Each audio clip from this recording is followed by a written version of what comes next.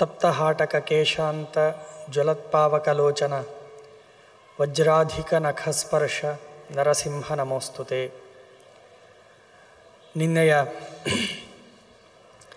ಚಿಂತನೆಯಲ್ಲಿ ದೇವತೆಗಳೆಲ್ಲ, ಅದರಲ್ಲಿ ಮುಖ್ಯವಾಗಿ ರುದ್ರದೇವರನ್ನು ಮುಂದೆ ಮಾಡಿಕೊಂಡು ದೇವತೆಗಳು ಭಗವಂತನಲ್ಲಿ ಪ್ರಾರ್ಥನೆ ಮಾಡಿದಾಗ ಭಗವಂತ ಯಾವಾಗ ಆ ಹಿರಣ್ಯಕಶಿಪುವಿನ ಮಗನಿಗೆ ತೊಂದರೆ ಆಗುತ್ತೋ ಆಗ ನಾನು ಬಂದು ರಕ್ಷಣೆ ಮಾಡ್ತೇನೆ ಅಂತ ಭಗವಂತ ಹೇಳಿದ.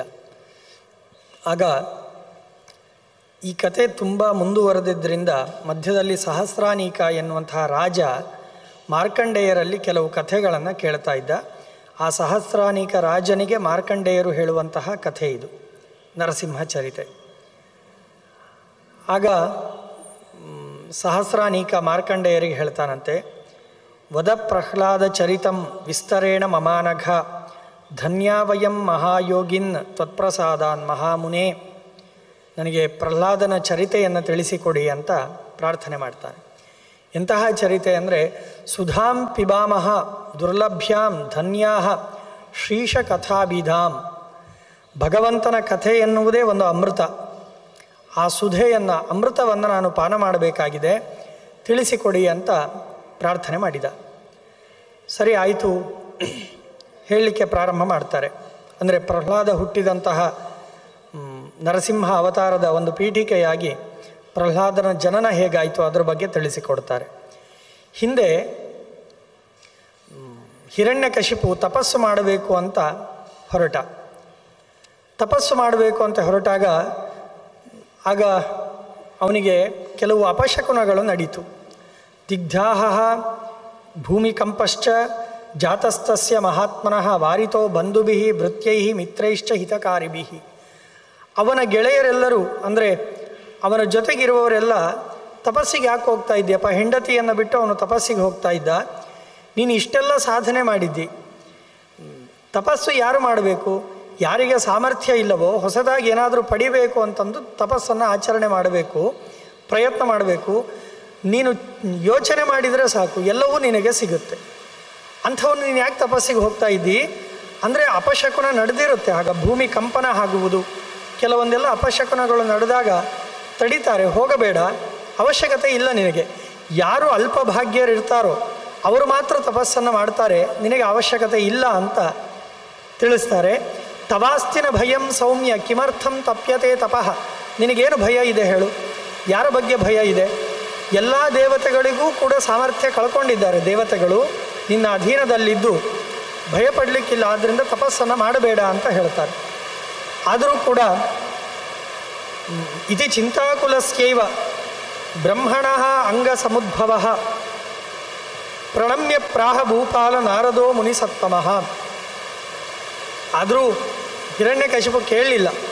ಅವನಿಗೇನೋ ಒಂದು ಸಾಧನೆ ಮಾಡಬೇಕು ಅಂತ ಕಾಡಿಗೆ ಹೋಗ್ತಾ ಇದ್ದ. ಆಗ ಪುರಾಣ ತಿಳಿಸಿಕೊಡುತ್ತೆ, ಚತುರ್ಮುಖನಿಗೆ ಯೋಚನೆ ಆಯ್ತಂತೆ, ಇವನು ಮತ್ತೆ ತಪಸ್ಸು ಮಾಡಲಿಕ್ಕೆ ಪ್ರಾರಂಭ ಮಾಡಿದ್ದಾನೆ, ಏನಿದು?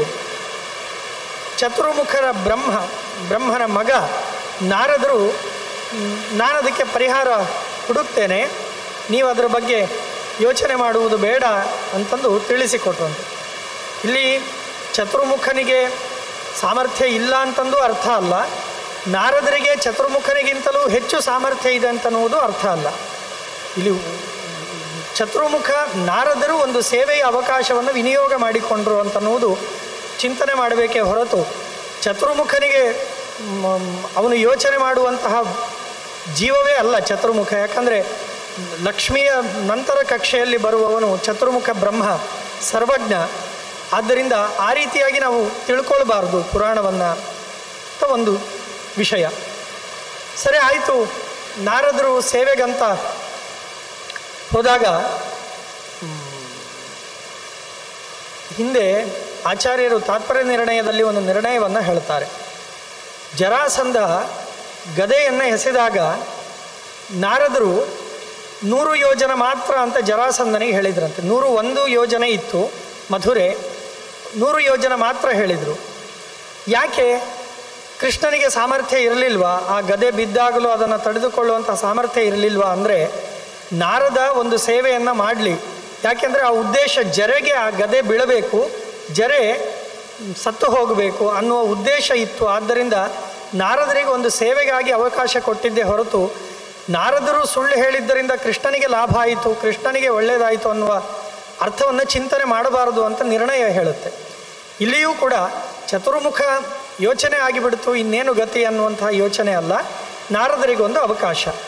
ಸರಿ, ನಾರದರು ಅದಕ್ಕೆ ಉಪಾಯ ಏನು ಮಾಡ್ತಾರೆ ಅಂದರೆ, ನಾರದರು ಅವನು ತಪಸ್ಸಿಗೆ ಹೋದ್ನಲ್ವ ಕಾಡಿಗೆ ಹೋದಾಗ ನಾರದರು ಮತ್ತು ಪರ್ವತ ಅನ್ನುವಂತಹ ಇಬ್ಬರು, ನಾರದ ಮತ್ತು ಪರ್ವತ ಎನ್ನುವವರು ಋಷಿ ಇಬ್ಬರು ಹಕ್ಕಿಯ ವೇಷದಲ್ಲಿ, ಗುಬ್ಬಿಯ ವೇಷದಲ್ಲಿ ಹೋಗ್ತಾರೆ. ಇತ್ಯುಕ್ತ ಆನಮ್ಯ ಪಿತರಂ ವಾಸುದೇವಂ ಹೃದಯ ಸ್ಮರನ್ ಪ್ರಯಾತಃ ಪರ್ವತೇನೈವ ಸಾರ್ಧಂ ಸ ಮುನಿಪುಂಗವಃ. ನಾರದರು ಹೋಗಿ ಅವನು ತಪಸ್ಸಿಗೆ ಕೂಡಬೇಕು, ಸ್ನಾನವೆಲ್ಲ ಮಾಡಿ ಕೃತಸ್ನಾತಃ ಅವನು ಇನ್ನೇನು ಜಪವನ್ನು ಮಾಡಬೇಕು ಅಂದಾಗ ನಾರದರು ವೃಕ್ಷದ ಮೇಲೆ, ಆ ನಾರದ ಮತ್ತು ಪರ್ವತ ವೃಕ್ಷವನ್ನು ಏರಿ ಜೋರಾಗಿ ನಮೋ ನಾರಾಯಣಾಯ, ಓಂ ನಮೋ ನಾರಾಯಣಾಯ ಅಂತ ಹೇಳಲಿಕ್ಕೆ ಪ್ರಾರಂಭ ಮಾಡಿದ್ರಂತೆ. ಅವನು ತಪಸ್ಸಿಗಂತ ಹೋದವನು, ಆ ಶಬ್ದ ಕೇಳಿದರೆ ಅವನಿಗೆ ಆಗೋದಿಲ್ಲ. ಹಿಂಸೆ ಅಂದರೆ ಹಿಂಸೆ. ತಕ್ಷುತ್ವ ವಚನಂ ತಸ್ಯ ಕಲವಿಂಕಸ್ಯ ಸಾದರ ಹಿರಣ್ಯಕಶಿಪು ದೈತ್ಯ ಕ್ರುದ್ಧ ಶಾಪಂ ಸಮಾದಧೆ. ಇನ್ನೇನು ಶಾಪ ಕೊಡಬೇಕು ಅಂತ ಹೋಗ್ತಾನೆ, ಆ ಹಕ್ಕಿಗಳು ಹಾರಿ ಹೋಗಿಬಿಡುತ್ತೆ. ನಾರದರು ಪರ್ವತ ಹಾರಿ ಹೋಗುತ್ತೆ. ಅವನಿಗೆ ಆ ನಾರಾಯಣ ಅಷ್ಟಾಕ್ಷರವನ್ನು ಕೇಳಿ ಬಹಳ ಹಿಂಸೆ ಆಗುತ್ತೆ. ಅದಾದ ಮೇಲೆ ಅವಳ ಹೆಂಡತಿ, ಹಿರಣ್ಯಕಶಿಪುವಿನ ಹೆಂಡತಿ ಅದೇ ಸಮಯಕ್ಕೆ ಋತುಸ್ನಾತಳಾಗಿರ್ತಾಳೆ. ಆಗ ಹಿರಣ್ಯಕಶಿಪು ಮನೆಗೆ ಬರ್ತಾನೆ. ಮನೆಗೆ ಬಂದಾಗ ಹೆಂಡತಿ ಕೇಳ್ತಾಳೆ, ನೀವು ತದಾ ತ್ವಯೋಕ್ತಂ ವರ್ಷಾಣ ಅಯುತಂ ಮೇ ತಪಸ್ವಿದಂ. ಅವನು ಎಷ್ಟು ವರ್ಷ ತಪಸ್ಸು ಮಾಡ್ತೇನಂತ ಹೋಗಿದ್ದ ಅಂದರೆ, ಅಯುತಂ ವರ್ಷಾಣಂ 10,000 ವರ್ಷ ನಾನು ತಪಸ್ಸು ಮಾಡ್ತೇನಂತ ಹೋದ. ಮರಳಿ ಬಂದ. ಕಲ್ಪನೆ ಮಾಡಲಿಕ್ಕೆ ಸಾಧ್ಯ ಇಲ್ಲ, ಅಷ್ಟಷ್ಟು ವರ್ಷ ತಪಸ್ಸಿಗೆ ಹೋಗ್ತಾನೆ ನೋಡಿ. ಎಲ್ಲರನ್ನೂ ಬಿಟ್ಟು ಹೋಗಬೇಕು. ಅವನ ಸಂಕಲ್ಪ ಮಾಡಿಕೊಂಡು ಹೋದ, ಮರಳಿ ಬಂದ. ಹೆಂಡತಿ ಕೇಳಿದ್ಲು, ಯಾಕ್ರಿ ಏನಾಯಿತು, ತಪಸ್ಸಿಗಂತ ಹೋಗಿದ್ರಿ, ಯಾಕೆ ಮರಳಿ ಬಂದ್ರಿ? ಅವನು ತುಂಬ ಕೋಪದಿಂದ ಹೇಳಿದ, ನಾನು ಶೃಣು ಚಾರ್ವಂಗಿ ಮೇ ತಥ್ಯಾಂ ವಾಚಂ ವ್ರತ ವೀಣಾಶಿನೀಂ. ನನ್ನ ವ್ರತವನ್ನು ಕೆಡಿಸಿದಂತಹ ಒಂದು ಸಿಟ್ಟು ತರಿಸುವಂತಹ ಒಂದು ವಿಚಾರ ಕೇಳು ಅಂತಂದರೆ, ನನಗೆ ಯಾವಾಗ ಜಪ ಮಾಡಲಿಕ್ಕೆ ಶುರು ಮಾಡಿದೆ ನನಗೆ ಅಷ್ಟಾಕ್ಷರ ಕೇಳಿತು ನಾರಾಯಣಾಯ ಅಂತಂದು. ಆ ಹೆಸರು ಕೇಳಿದ ತಕ್ಷಣ ನನಗೆ ಆಗಲಿಲ್ಲ, ಎದ್ದು ಬಂದುಬಿಟ್ಟೆ, ನನಗೆ ಆಗಲಿಲ್ಲ, ಇನ್ನು ಮನಸ್ಸು ಹಾಳಾಯಿತು ಅಂತ. ಸರಿ ಆಯಿತು ಅಂತ ಆ ಸಮಯದಲ್ಲಿಯೇ ಅವರಿಬ್ಬರ ಸಮಾಗಮ ಆಗುತ್ತೆ. ಅವಳು ಗರ್ಭಧಾರಣೆಯನ್ನು ಮಾಡ್ತಾಳೆ. ಅವಳ ಹೆಸರು ಕಯಾಧು ಅಂತಂದು ಹೆಸರು, ಹೆಂಡತಿಯ ಹೆಸರು. ಗರ್ಭಧಾರಣೆಯನ್ನು ಮಾಡ್ತಾಳೆ. ಋತುಕಾಲೇತು ಸಂಪ್ರಾಪ್ತೆ ಜಾತಃ ಗರ್ಭಸ್ತದೈವ ಹಿ. ಇದಾದ ಮೇಲೆ ಆ ಮಗುವಿಗೆ ನಾರದರ ಉಪದೇಶ ಬರುತ್ತೆ. ಅದರ ವಿಚಾರವನ್ನು ಕೂಡ ಮುಂದೆ ತಿಳಿಸ್ತಾರೆ. ಸರಿ, ಮಗ ಹುಟ್ಟಿದ. ತದಗ್ರೇ ತಸ್ಯ ಸೂನು ಅಭೂತ್ ಭಕ್ತ ಪ್ರಹ್ಲಾದೋ ಜನ್ಮ ವೈಷ್ಣವ. ಆ ಮಗು ಹುಟ್ಟುತ್ತಲೇ ವಿಷ್ಣು ಭಕ್ತನಾಗಿಯೇ ಹುಟ್ಟಿದಂತಹ ಮಗು ಅದು ಪ್ರಹ್ಲಾದ. ಅಸುರರ ಕುಲದಲ್ಲಿ ಹುಟ್ಟಿದರೂ ಕೂಡ ಶುದ್ಧ ವೈಷ್ಣವ, ನಿರ್ಮಲನಾಗಿದ್ದ. ಯಥಾಕಲೌ ಹರೇರ್ ಭಕ್ತಿ ಪಾಶ ಸಂಸಾರ ಶೋಚನೀ. ಅವನು ಬೆಳೀತಾ ಚಿಕ್ಕ ಹುಡುಗ, ಅದರ ದೊಡ್ಡ ದೊಡ್ಡ ಆಲೋಚನೆಗಳು, ದೊಡ್ಡ ದೊಡ್ಡ ವಿಚಾರಗಳು, ವೇದಾಂತ ಮಾತುಗಳು ಆ ಮಗುವಿನ ಪ್ರಹ್ಲಾದನ ಬಾಯಿಯಲ್ಲಿ. ಹೇಗೆ ಅಂದರೆ, ಸಬಾಲ ಲೀಲಾಸು ಸಹ ನೃಡಿಂಭೈ ಪ್ರಹೇಲಿಕಾ ಕ್ರೀಡನಕೇಶು ನಿತ್ಯಂ ಕಥಾ ಪ್ರಸಂಗೇಶು ಚ ಕೃಷ್ಣಮೇವ ಪ್ರೋವಾಚ. ಅವನ ಸ್ವಭಾವ ಹೇಗಾಗಿತ್ತು ಅಂದರೆ, ಅವನು ಮಾತನಾಡ್ತಾನೆ ಕೃಷ್ಣನ ಕಥೆಯನ್ನೇ ಮಾತನಾಡುವುದು. ಅವನಿಗೆ ಹರಟೆ ಅಂತಂದ್ರೇ ಕೃಷ್ಣನ ಕಥೆ. ಮಾತನಾಡುವುದೆಲ್ಲ ಭಗವಂತನ ವಿಚಾರಗಳ ಕುರಿತೇ ಮಾತನಾಡ್ತಾ ಇದ್ದ. ಅವನಿಗೆ ಇಚ್ಛನ್ ಶುತ್ವೇಪಿ ವಿಚಿತ್ರಕಾರಿ ವ್ಯವರ್ಧತೇಶ ಸ್ಮರಣಾಮೃತಾಶಃ. ಹೀಗೆ ಅವನು ಬೆಳೀತಾ ಇದ್ದ. ಅವನಿಗೆ ಗುರುಕುಲಕ್ಕೆ ಸೇರಿಸ್ತಾರೆ, ಗುರುಕುಲದಲ್ಲಿ ಅಧ್ಯಯನ ಮಾಡುವಂಥ. ಆ ಗುರುಕುಲದಿಂದ ಒಮ್ಮೆ ಮನೆಗೆ ಬರುವಾಗ ಗೃಹೀತ್ವಾತು ಕರೇ ಪಾತ್ರಂ ಪಟ್ಟಿಕಾಯಾ ಸುಶೋಭನಂ ಮೂರ್ಧಿ ಚಕ್ರಾಂಕಿತ ಪಟ್ಟಿ. ಅವನ ತಲೆಗೆ ಒಂದು ಪಟ್ಟಿಯನ್ನು ಕಟ್ಟಿಕೊಂಡು ಬಂದಂತೆ ಮನೆಗೆ ಗುರುಕುಲದಿಂದ. ಆ ಪಟ್ಟಿಯಲ್ಲಿ ಚಕ್ರದ ಚಿಹ್ನೆ ಇತ್ತಂತೆ, ಭಗವಂತನ ಆಯುಧ ಸುದರ್ಶನ ಚಕ್ರದ ಚಿಹ್ನೆ ಇತ್ತು. ಅದು ಕೃಷ್ಣ ನಾಮಾಂಕಿತಾದರಾತ್, ಭಗವಂತನ ಹೆಸರಿನಿಂದ ಕೂಡಿದಂತಹ ಚಕ್ರದ ಚಿಹ್ನೆ ಆ ಹಣೆಯ ಪಟ್ಟಿಯಲ್ಲಿತ್ತು ಅಂತ ತಿಳಿಸ್ತಾರೆ. ಆಗ ತಂದೆ ಮೊದಲ ಬಾರಿ ಕರೆದು ಅವನನ್ನು ಮುದ್ದು ಮಾಡ್ತಾ ಕೇಳಿದ, ಏನಪ್ಪ ಇದು? ಪುತ್ರತೆ ಜನನೀ ನಿತ್ಯಂ ಸುಧೀರ್ಮೇ ಪುತ್ರ ಶಂಸನಿಹಿ. ನೀನು ಮನೆಯಲ್ಲಿ ಏನು ಗುರುಕುಲದಲ್ಲಿ ಏನು ಕಲ್ತಿದ್ದೀಯಪ್ಪ? ನಿನ್ನ ತಾಯಿ ಹೇಳ್ತಾಳೆ, ನೀನು ತುಂಬ ಬುದ್ಧಿವಂತ ಅಂತ ಹೇಳ್ತಾಳೆ ತಾಯಿ. ಏನು ಕಲ್ತಿದ್ದೀವಿ ಒಮ್ಮೆ ಹೇಳು ಅಂತ ಹೇಳಿದಾಗ ಅವನು ನಗ್ತಾ, ತುಂಬ ಖುಷಿಯಾಯಿತು, ತಂದೆ ಕೇಳ್ತಾ ಇದ್ದಾನೆ ಹೇಳಬೇಕು ಅಂತ ಖುಷಿಯಿಂದ ಗೋವಿಂದಂ ತ್ರಿಜಗದ್ವಂದ್ಯಂ ಪ್ರಭುಂ ನತ್ವಾ ಬ್ರವೀಮಿತೆ. ಅವನು ಮೊದಲು ಹೇಳುವಾಗಲೇ ನಾನು ವೇದವೇದ್ಯನಾದ ಭಗವಂತನನ್ನು ನಮಸ್ಕಾರ ಮಾಡಿ ನಿನಗೆ ಹೇಳ್ತೇನೆ ಅಂತ ಹೇಳಿಬಿಟ್ಟ. ಭಗವಂತನ ಹೆಸರು ತೆಗೆದ. ಸಿಟ್ಟು ಬಂದೋಯ್ತು ತಂದೆಗೆ. ಕ್ರುದ್ಧೋಪಿತಂ ವಂಚಯಿತು ಜಹಾಸೋಚ್ಚೈ ಪ್ರಹೃಷ್ಟವತ್. ಮೊದಲನೇ ಬಾರಿ ಸರಿ ಅಂತ ಅವನನ್ನು ಆಲಿಂಗನ ಮಾಡಿಕೊಂಡು ಹೇಳ್ದ, ನೋಡಪ್ಪ ಪ್ರಹ್ಲಾದ, ರಾಮ, ಗೋವಿಂದ, ಕೃಷ್ಣ, ನಾರಾಯಣ ಇದೆಲ್ಲ ನಾವು ಹೇಳಬಾರ್ದು, ನಮಗೆ ಹೇಳಿಸಿದ್ದಲ್ಲ ಇದೆಲ್ಲ. ರಾಮ ಗೋವಿಂದ ಕೃಷ್ಣೇತಿ ವಿಷ್ಣು ಮಾಧವ ಶ್ರೀಪತೆ ಏವಂ ವದಂತಿ ಯೇ ಸರ್ವೇ ತೇ ಪುತ್ರ ಮಮ ವೈರಿಣಃ. ಯಾರು ಕೃಷ್ಣ ಅಂತ ಹೇಳ್ತಾರೆ, ಯಾರು ರಾಮ ಅಂತ ಹೇಳ್ತಾರೆ, ಯಾರು ಗೋವಿಂದ ಅಂತ ಹೇಳ್ತಾರೆ, ಅವರೆಲ್ಲ ನನ್ನ ವೈರಿಗಳಪ್ಪ, ನೀನು ಹೇಳಬಾರ್ದು. ಆದ್ದರಿಂದ ನನ್ನ ಮಾತನ್ನು ಕೇಳು. ಪ್ರಹ್ಲಾದ ಪ್ರಾಹತೆ ಆರ್ಯ ಮೈವಂ ಬ್ರೂಯಾಃ ಕದಾಚನ. ತಂದೆ ಹೀಗೆಲ್ಲ ಹೇಳಬಾರ್ದು ನೀನು.